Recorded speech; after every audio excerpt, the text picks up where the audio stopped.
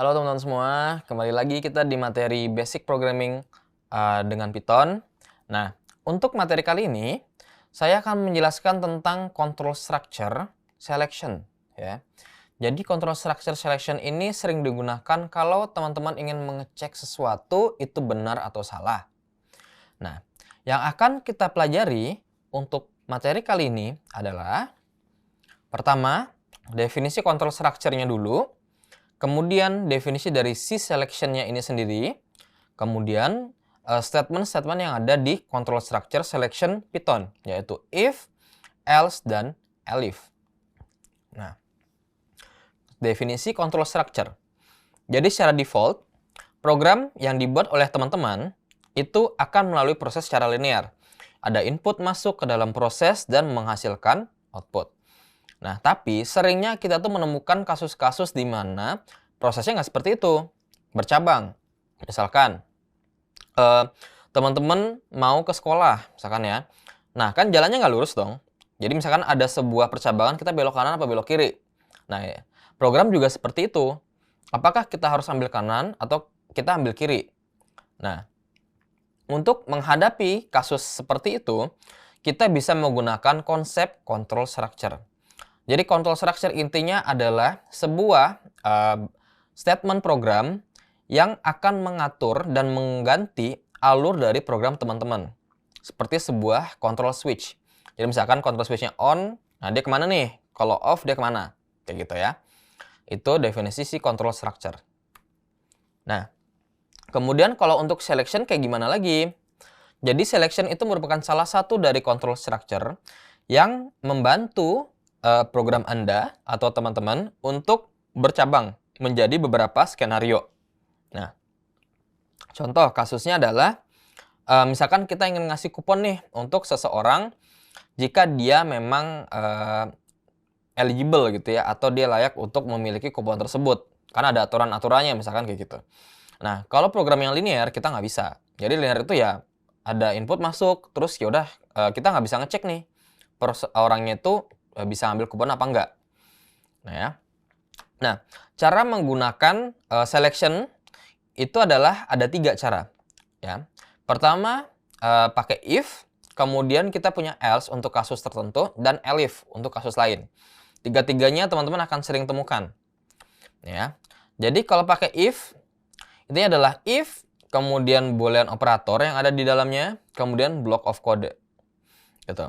Nah, kemudian block of code itu akan jalan jika boolean operatornya itu betul.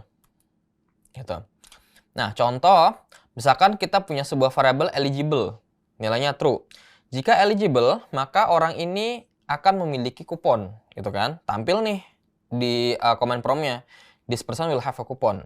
Tapi kalau dia false, ya, sesuai dengan penjelasan tadi, maka blok kode di dalam if-nya nggak akan jalan, sama sekali nggak akan jalan, gitu ya. Nah, tapi gimana kalau kita ingin ngecek? Jadi kita ingin mengetahui, bukan ngecek ya, kita ingin mengetahui dan menjalankan jika memang nilainya nggak benar, nilainya false. Kita pakai else.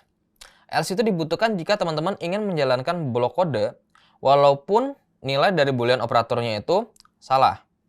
Contoh, di sini false-nya kita ubah jadi false ya, eligible jadi false, sorry. Nah, dia tidak akan menjalankan yang ada dalam if, tapi dia akan menjalankan yang ada di dalam else. Jadi dia akan menampilkan this person is not eligible for coupon. Gitu. Nah, kemudian kalau misalkan ternyata ya ada kasus lagi. Jadi teman-teman ingin mengecek beberapa kondisi nih, gitu.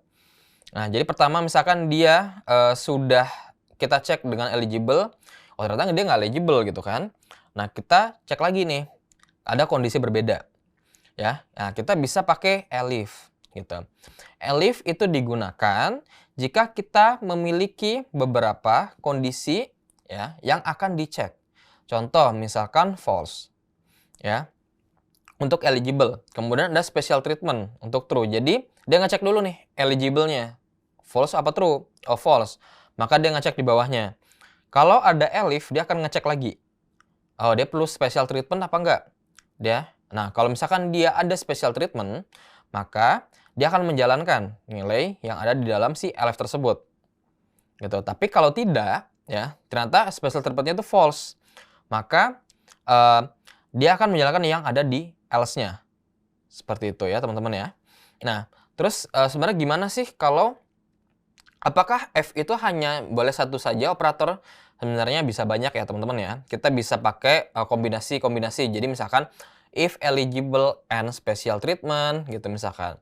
Atau kan ini di dalamnya adalah block of code ya. Jadi sebenarnya kita bisa taruh if di dalam if gitu. Atau if di dalam elif bisa, atau ada else di dalam if itu juga bisa. Nah, dan berikut adalah referensi untuk materi kita kali ini. Baik teman-teman, berikut adalah materi tentang control structure selection. Intinya adalah tentang pengecekan sesuatu atau apakah benar dan salah. Ya, dan teman-teman akan sering menjumpai hal ini di banyak-banyak kasus. Nah, semoga materi yang saya sampaikan lumayan jelas untuk teman-teman semua, mudah dipahami. Dan sampai jumpa di materi berikutnya.